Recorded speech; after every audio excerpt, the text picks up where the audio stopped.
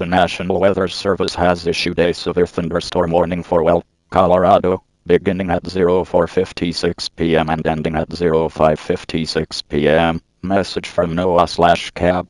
The National Weather Service in Denver, Colorado has issued a severe thunderstorm warning for north central Weld County in northeastern Colorado until 4:45 p.m. MDT. At 3:56 p.m. MDT, a severe thunderstorm was located near Purcell, or 13 miles northeast of Greeley, moving north at 25 miles per hour, hazard 60 miles per hour wind gusts and quarter-size hail. Source: radar indicated. Impact: expect damage to roofs, siding, and trees. Hail damage to vehicles is expected. This severe thunderstorm will remain over mainly rural areas of north central Weld County. For your protection, move to an interior room on the lowest floor of a building.